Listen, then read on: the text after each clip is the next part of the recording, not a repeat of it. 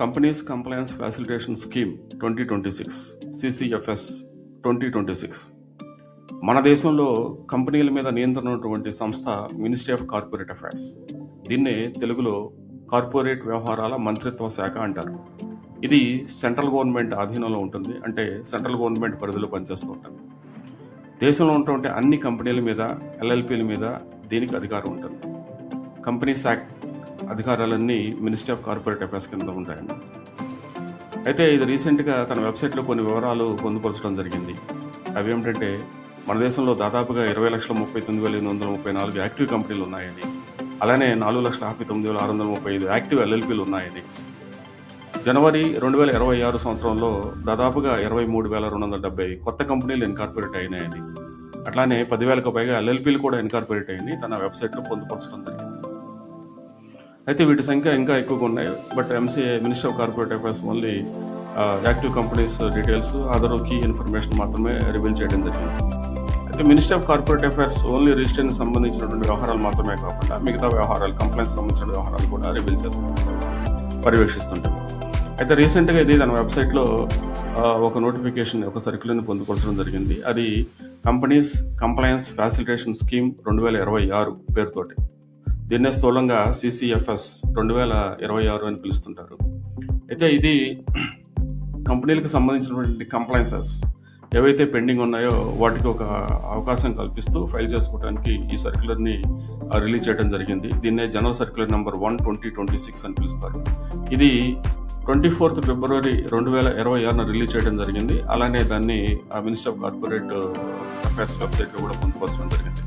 ఇంతకుముందు చెప్పినట్లుగానే దీనికి కంపెనీస్ కంప్లయన్స్ ఫ్యాసిలిటేషన్ స్కీమ్ 2026 అని పేరు పెట్టడం కూడా జరిగింది.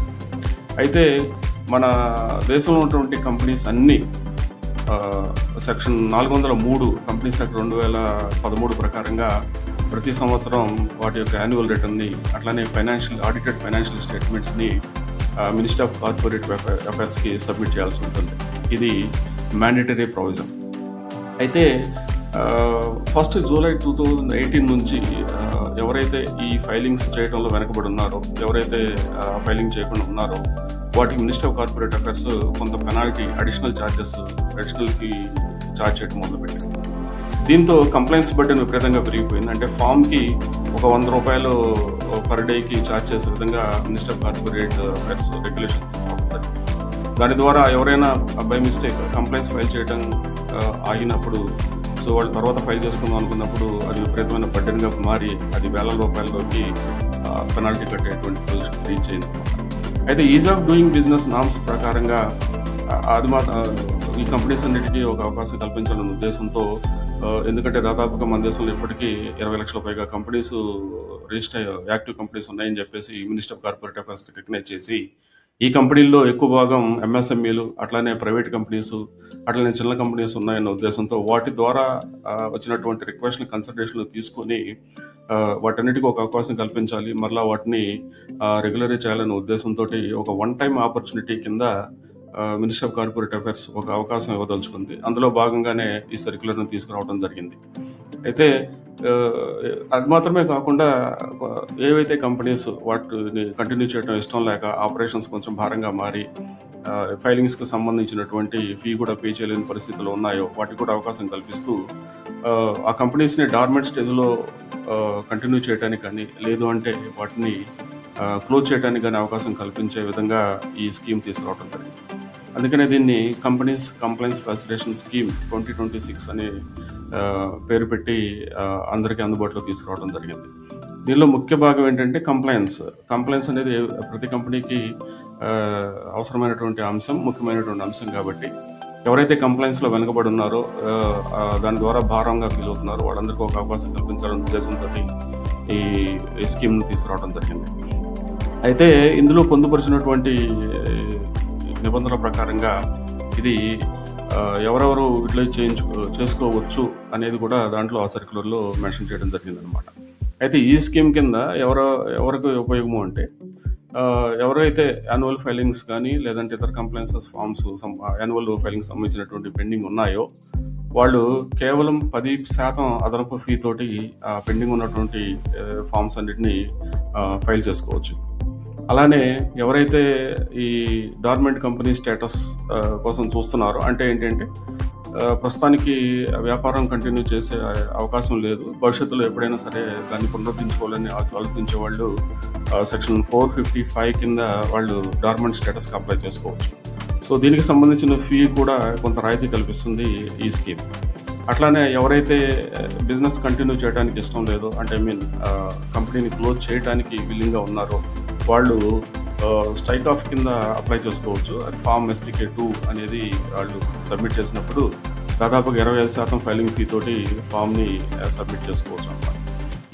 ఈ 3 రకాలైనటువంటి అంశాల్లో ఈ స్కీమ్ కాన్సన్ట్రేషన్ చేయడం జరిగింది. దీని ప్రకారంగా ఎవరో దేని కింద ఎలిజిబిలిటీ అవుతారు, ఎవరో ఏ ఫామ్ ఫైల్ చేయాలనేది వాళ్ళు డెసిషన్ తీసుకోవచ్చు. అయితే ఇది April 15, 2026 నుంచి అమల్లోకి వస్తుంది. అప్పటి నుంచి జూలై 15, 2026 దాదాపుగా 3 నెలల వరకు అందుబాటులో ఉంటుంది. సో కేవలం 3 నెలలు మాత్రమే దీని పరిధిని పొందుపరచడం జరిగింది. సో ఈ లోపుగానే కావాల్సినటువంటి ఫైల్స్, డాక్యుమెంట్స్ అన్ని రెడీ చేసుకొని మీరు ఈ 3 నెలల కాలాన్ని వినియోగించుకోవాల్సి ఉంటుంది. అయితే కంపెనీస్ యాక్ట్ 2013 కింద ఉన్నటువంటి యాన్యువల్ ఫామ్స్ MGT7 కావచ్చు, MGT7, AOC4, CFS, ఇవన్నీ మీ ప్రొఫెషనల్స్కి అర్థమవుతాయి. సో ఈ యాన్యువల్ ఫామ్స్ ఏవైతే ఉన్నాయో, ఈ annual forms companies act 2013 and companies act 1956 కింద ఎవరైనా ఫైల్ చేయాల్సినటువంటి నెసెసిటీ కనుక అరైజ్ అయితే ఆ ఫామ్స్ కూడా అప్లై విధంగా ఈ స్కీమ్ని తీసుకురావడం జరిగిందనమాట. అలానే ఇవి ఎవరికి అప్లై కావు అనేది క్లియర్గా ఈ సర్క్యులర్లో కూడా మెన్షన్ చేయడం జరిగింది. ఎవరికి అప్లై కావు అంటే ఇప్పటికే సెక్షన్ 560 కింద స్ట్రైక్ ఆఫ్ కోసం అప్లై చేసుకున్న వాళ్ళు సెక్షన్ 48, 560 అనేది 1956 యాక్ట్ కింద ఉన్నటువంటి ఇది. అట్లానే కొత్త యాక్ట్లో 2013 యాక్ట్లో సెక్షన్ 248 కింద కంపెనీ స్ట్రైక్ ఆఫ్ చేసుకున్నటువంటి కంపెనీస్కి ఇది అప్లై కాదు. అలానే అట్లనే డార్మెంట్ స్టేటస్కి అప్లై చేసుకున్నటువంటి కంపెనీస్కి కూడా ఇది అప్లై కావాలన్నమాట. అలానే వ్యానిషింగ్ కంపెనీస్కి, కంపెనీస్ ఏదైతే డిజాల్వ్ ప్రాసెస్లో ఉన్నాయో వాటికి కూడా వీటికి అప్లై కావాలి. అయితే ఈ స్కీమ్ కింద ఫీజులు ఎలా పే చేయాలి, మనకు వచ్చేటువంటి బెనిఫిట్ ఏంటనేది ఎక్కువ మందికి అనుమానం వస్తూ ఉంటుంది. అదే క్లియర్గా సర్క్యులర్లో మెన్షన్ చేయడం జరిగింది. అంటే నార్మల్ ఫీజు అనేవి అది కంపల్సరీగా పే చేయాల్సిందే.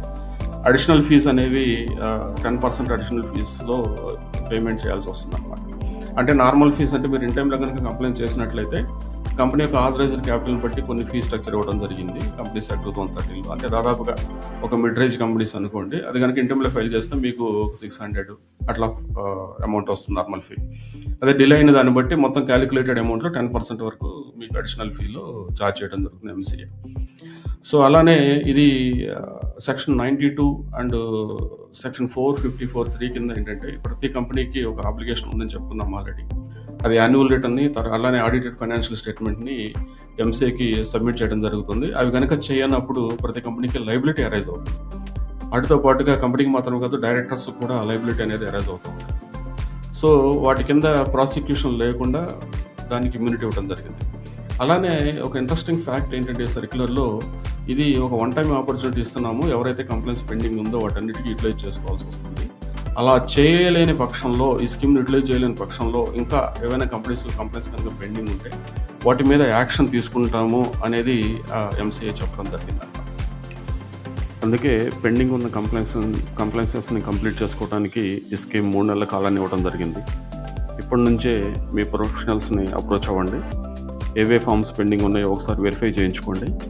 సో వాళ్ళకు కూడా వర్క్ బర్డెన్, ప్రెజర్ ఎక్కువగా ఉంటాయి కాబట్టి ఒకసారి మీరు వాళ్ళతో మాట్లాడి ఏమేమి ఫామ్స్ పెండింగ్ ఉన్నాయి, వీటిని ఏమేమి ఫైల్ చేయాలనేది క్లియర్ కట్ ఇన్ఫర్మేషన్ తీసుకోండి.